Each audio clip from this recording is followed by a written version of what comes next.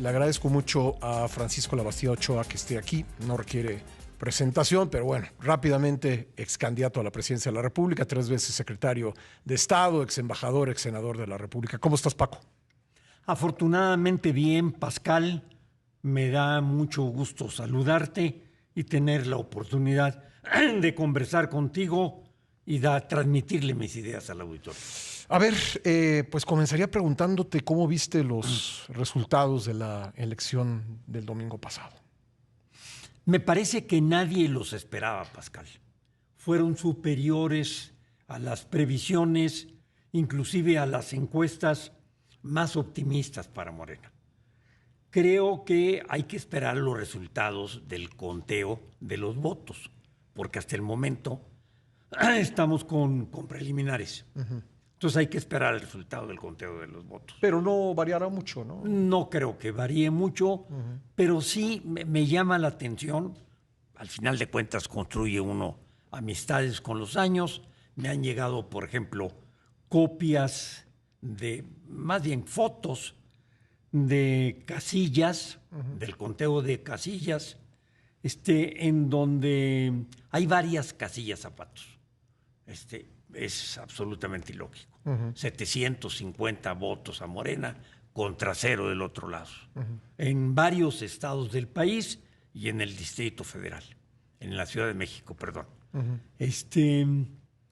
Me han llegado quejas de amigos que han tomado fotos porque estuvieron en la casilla, de la lona que se pone afuera con los resultados y luego de lo que sale en el conteo. Entonces, puede moverse un poquito, como tú dices, un poquito, pero no más.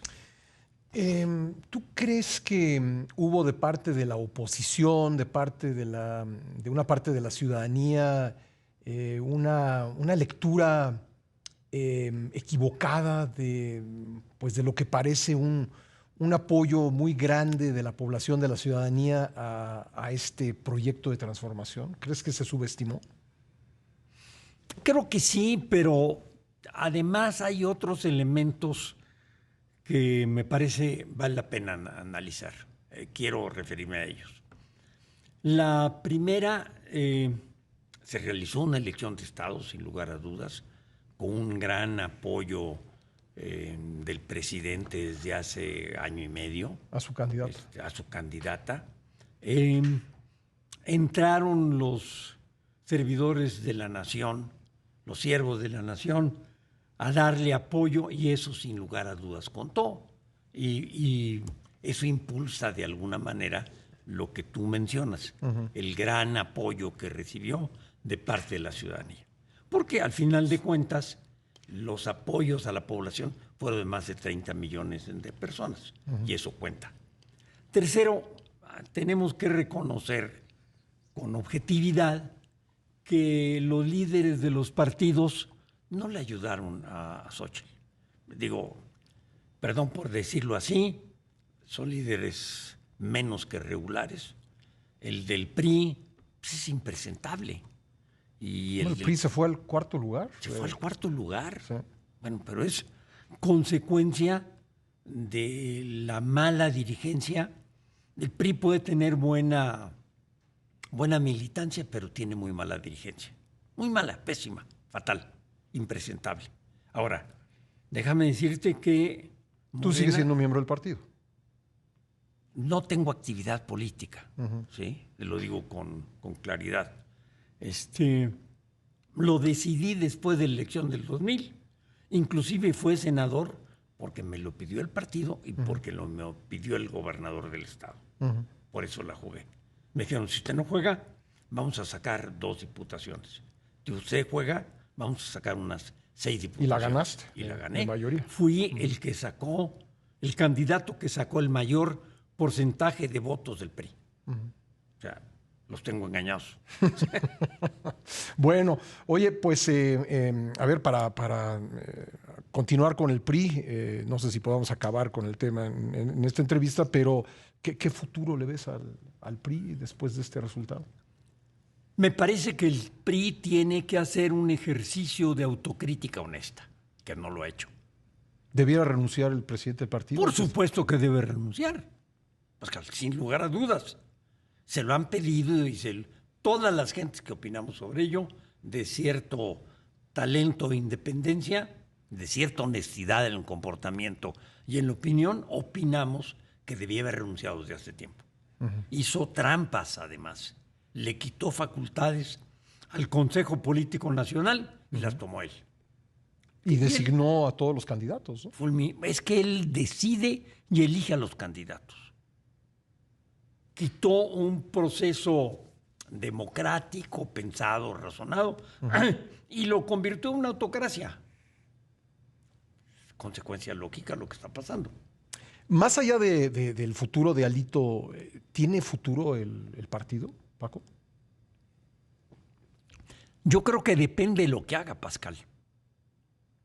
Si se va Alito, si hace un ejercicio de autocrítica de fondo honesto, severo, si cambia, digamos, la estructura de las gentes, ya está difícil. Pero hay gente que tiene capacidad, que tiene talento dentro de los senadores. Mario Fabio Beltrones, por ejemplo. Sí, es un político con experiencia. Del lado de los senadores de Morena, por ejemplo, están gentes que yo creo influyeron en los cochupos o mal manejo de la votación que se realizó, que es Murat.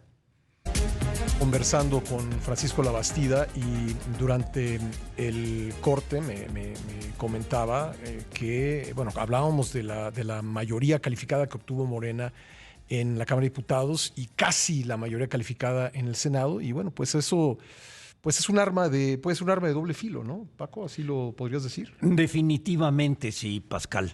Yo creo que eso le hace daño, desde luego, a las dos cámaras, le hace daño al país, es un sonido de alerta para todo el sector financiero e inversionista. Yo diría que inclusive le hace daño a Morena, porque si tuvieran mayoría calificada, las presiones sobre el Congreso para sacar las iniciativas que presentó el López Obrador serían extraordinarias. Déjame decirte además, y en mi opinión personal, asumo la responsabilidad, que son profundamente dañinas al país. Esas reformas, el plan C. Desde luego, las 18 iniciativas de reforma constitucionales y las 2 legislativas son muy dañinas en todo. Ahora, ya ha dicho él, ayer en la mañanera dijo que iba a platicar al respecto con la virtual presidenta electa, pero también fue muy insistente en la reforma judicial.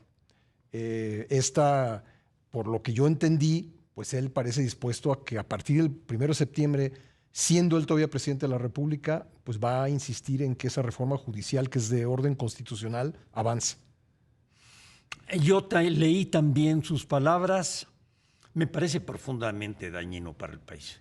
Déjame explicar lo que yo entiendo que quieren. Leí la iniciativa.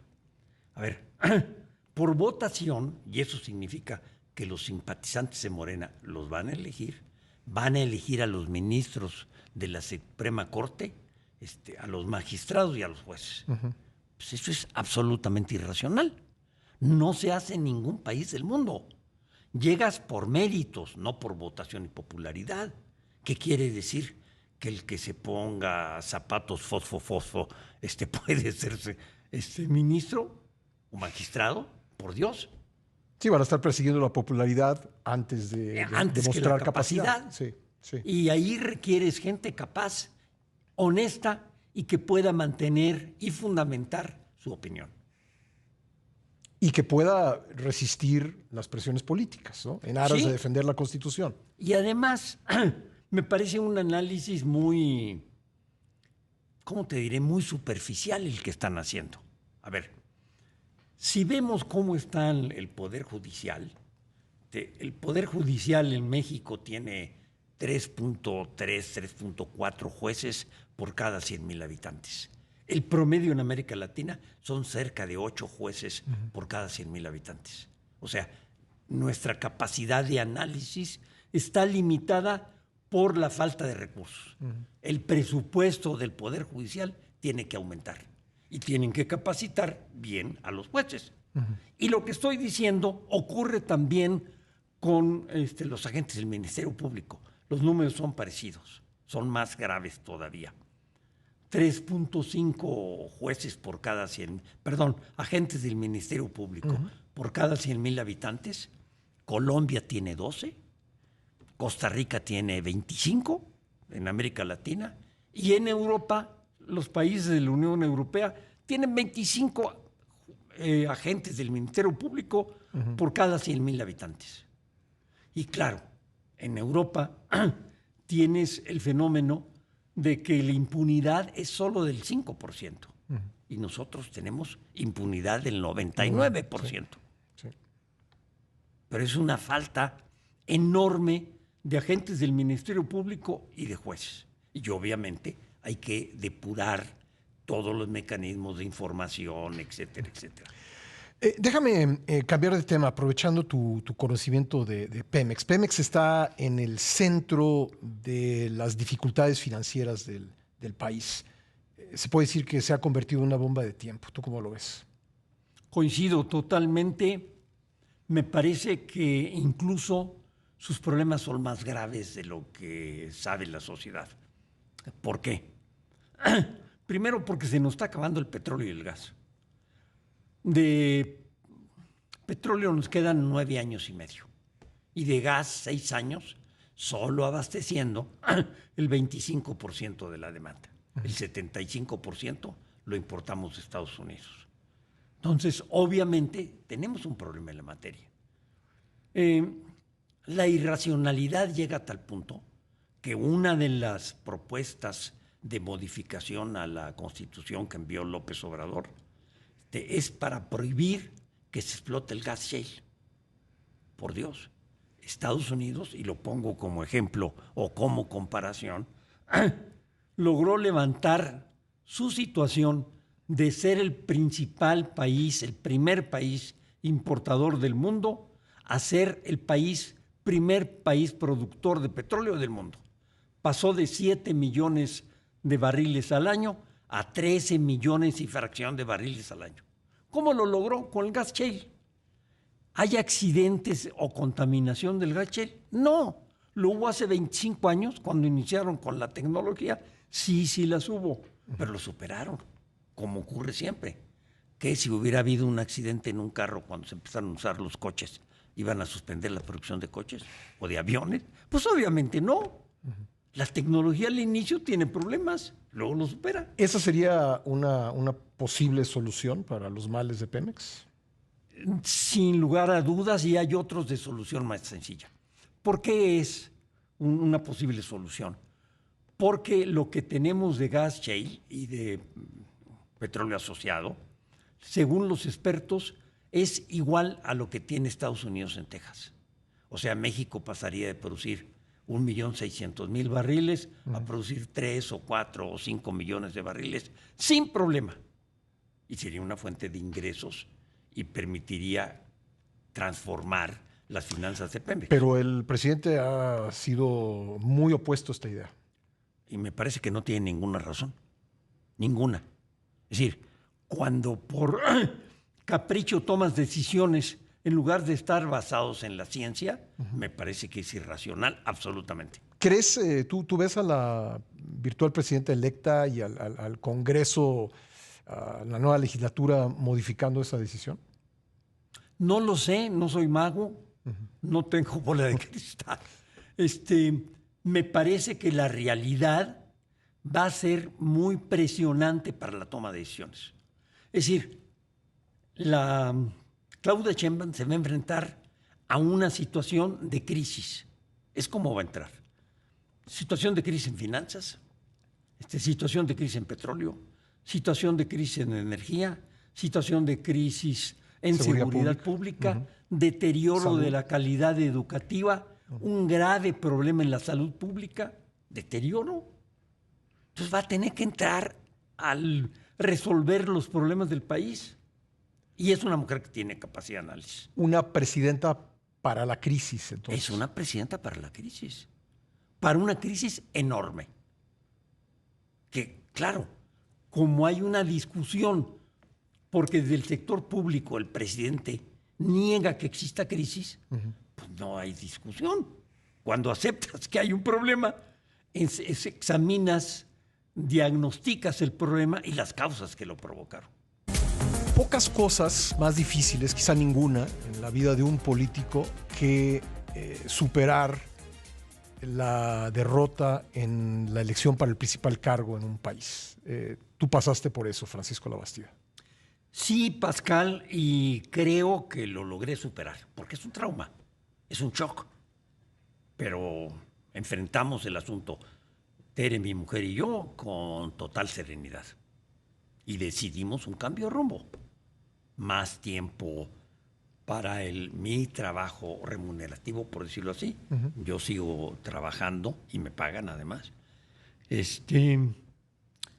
Más tiempo para la familia, más tiempo para leer, más tiempo para convivir, para viajar, pero seguir vivo y seguir trabajando y estudiando. ¿Qué está sintiendo en este momento, de acuerdo con tu experiencia, Xóchitl Gálvez? Bueno, no lo conozco directamente, pero sí déjame decirte que me desconcierta sus cambios de discurso, de ganamos, estoy en duda, vamos a revisar las cifras, perdimos, etcétera, etcétera. Demando, en fin, me desconcierta. Ella, por lo que yo alcanzo a entender, lo que escuché ayer, dice esto no se acaba aquí, planteando que va a ir por la revisión de irregularidades que hay, y tú en un bloque anterior mencionabas algunas de ellas que sin duda yo creo que hay materia para judicializar algunas cosas, no creo que para revertir el resultado. No, pero también dando a entender que ella quiere seguir al frente de la oposición. ¿Puede un candidato derrotado a la presidencia seguir al frente de la oposición? Pues a lo mejor sí, porque ahí está el caso del presidente López Obrador, ¿no? Pero ¿cómo ves a esta oposición? La veo muy inconsistente. O sea, si tú dices qué tienen de común los estatutos del PAN y del PRI, pues poco. Y en otras cosas son contradictorios, son opuestos. Entonces, no hay además de eso una integración real. Lo único que los unió en estos meses es la lucha por el poder. Y yo creo que usaron, esa es mi impresión, a Xóchitl para tratar de conquistar algo de poder. Pero no es una buena dirigencia, ni en el PRI ni en el PAN. ¿Qué futuro le ves a la oposición? ¿El frente no se mantiene, esta alianza no se mantiene unida o sí se mantiene unida? Es muy difícil de predecir, como tú lo sabes. Yo creo que, sin embargo, el impacto es de tal tamaño que habrá crisis en esos dos partidos. El PRD a lo mejor pierde el registro. El PRD a lo mejor pierde el registro y déjame decirte que el PRD tiene buena dirigencia. Ocurre lo contrario que en el PAN y que en el PRI. No tiene estructura hacia abajo. ¿Por qué? Porque la jaló Morena. Le quitó las bases Morena. Lógicamente. ¿Ves la necesidad o el espacio de crear un nuevo partido político en la oposición? Yo creo que sí. Me parece que lo primero es que las dirigencias de los dos partidos, y perdona por opinar sobre un partido en el cual no milito, pero el PAN también, los dos partidos son inviables. Es decir, inviables. Dieron tan mal resultado, particularmente en el PRI, que es, yo diría, casi inmoral que permanezcan ahí. Es desde luego total a la lógica, a la inteligencia, a la razón. ¿Sí? Digamos, inclusive que en un acto de honestidad intelectual debían de renunciar. Los dirigentes de entrada. Los dirigentes. Marco Cortés y Alito. Y Alito, desde luego. Sí. Perdón, no sirvieron para el momento, la crisis. Bueno, y además ha habido ejemplos en uno y otro partido de dirigentes que ante un mal resultado electoral han renunciado. Por supuesto que sí. Cuando yo perdí, La dirigente del partido, Dulce María, quiso renunciar. Le pedimos que no, todos. Dijimos que era muy mal momento. Además, es una magnífica dirigente. Dijo, no, y querían elegirme a mí. Dije, peor todavía. Dijo, el candidato perdedor va a ser presidente del partido. No, hombre. Por cierto, no quiero hacer aquí un spoiler y no lo haré, pero sé que tú en estos años has escrito algunas cosas. ¿Algún día conoceremos lo que has escrito? Por supuesto que sí. Me pidió la editorial que no lo sacáramos antes de las elecciones. Y yo estuve de acuerdo. Me dijo, en las elecciones todo se va hacia la elección. Y usted trata temas de fondo. Sí, tengo propuestas. El último capítulo del libro se llama Ideas para construir un mejor país. Entonces planteo cosas fundamentales. ¿Puedo comprometerte, Francisco Labastida, que cuando salga aquí podamos platicar? Con mucho gusto. Y hago un adelanto de algunas ideas. Por ejemplo, yo digo que hay que acabar con el fuero. Para todos, ¿eh? Todos tenemos que ser igual ante la ley. Presidentes, legisladores, senadores, diputados, gobernadores, presidentes municipales, diputados locales, jueces, magistrados. Jueces, todos, se acaba el fuero. Una idea. Otra idea. Acotemos el poder del presidente. Pero se está ampliando. Pues por supuesto. Vamos en sentido contrario. Y estoy consciente de que estoy hablando en contra de lo que está ocurriendo. No me importa. Pero si el país no cambia su modelo de gobierno y su modelo económico, por ejemplo, tenemos que quitar burocracia en el gobierno. Rápidamente, como lo hicieron los japoneses. Buena parte del éxito de los japoneses es que quitaron burocracia hace 40 o 50 años.